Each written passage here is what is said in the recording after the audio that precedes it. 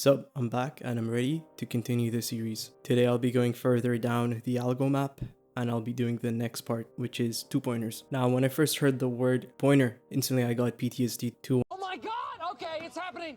Everybody stay calm! What's the procedure, everyone? What's the procedure? Then I packed it all in and I still saw the lecture video and it's actually not that bad. So this concept, it's basically an algorithm and it's also a fraud because it's not really pointers, it's just two indexes. This algorithm involves putting two indexes at first and the last typically, and it also usually involves them moving closer to each other and stopping until they meet. To demonstrate how it works, Greg in his video did the leetcode question square of sorted array, where you basically have a sorted array and you have to square each of them and then put them in increasing order. So yeah, to use 2-pointers, you put a pointer at the front and at the end, and you square the bigger absolute value, and if the one at the right was squared, then you move the one at the right one step to the left, and if the one at the left was squared, you move it one step to the right, and you also append each time you square a number to a new array. Right, and following that, by the time they meet,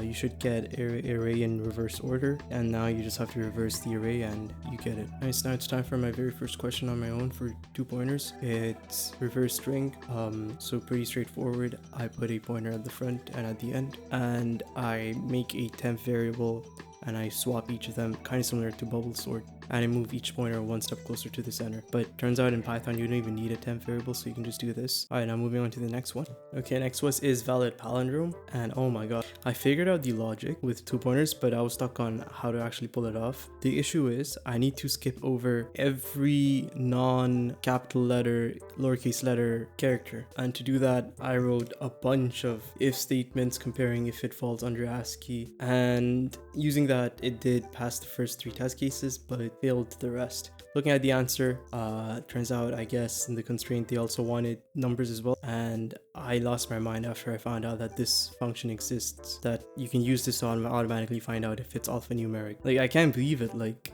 what function does Python not have? Like, do they just have a function to do Dijkstra's for you? Alright, next question is 2sum2, where the array is sorted this time. So putting a pointer at the front and at the end, I realized that thinking of a mathematical strategy, I saw a pattern where if I move the left pointer one step to the right, number always gets bigger. If I move the right pointer one step to the left, the sum always gets smaller.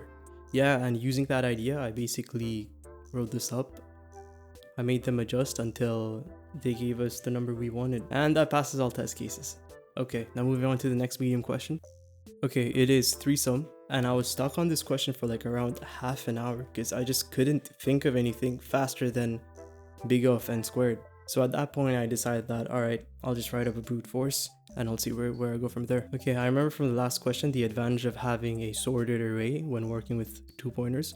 So I first sorted it, and then after that I iterated through each element making it x, and then after that I ignored that x and iterated through each one by putting pointers at the front and at the end, and it kept moving until the sum of all 3 equaled 0. Right, and then after that I was just stuck on one last part, which I couldn't avoid the duplicates, which after seeing the answer I just needed to remember that since it's already sorted, I just have to iterate past it to make sure that no duplicates get appended. Okay, that was kind of tricky, and what really surprised me is that the most optimal solution is actually big O of n squared. Well, I actually learned that don't let the idea you're thinking of, the fact that it has a high time complexity, stop you. It might actually be the right solution. Interesting.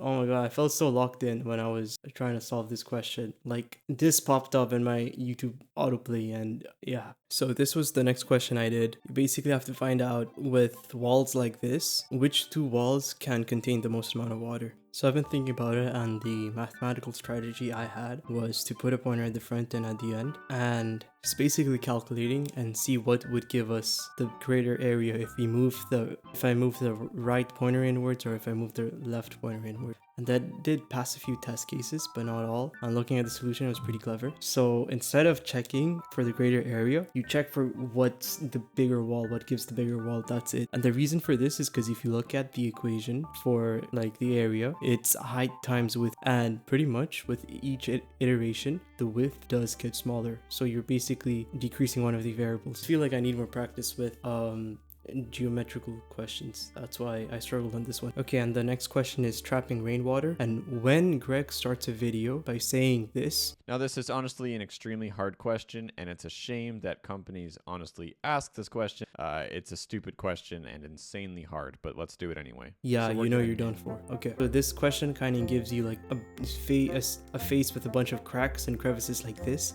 and you basically have to count how many squares of rainwater does it trap. And I was going crazy with this. I was like thinking about maybe using stacks, maybe marking a place, drawing diagrams, trying to mark a place where it detected a crevice and marking it and keeping it there and only getting it out of the stack when we go back up. Yeah, and at this point I finally decided to ignore my ego and actually look at this. But no, apparently there's a trick to it. You need to make 2 arrays, one for the max height for the wall in each direction, and also like the height of the block you're currently in. After that you can just go on and solve the question like that. Okay, 2 pointers, not bad. I'm actually pretty happy with how I did. And yeah, here's a list of everything I learned so far, and I'll see you guys in the next part.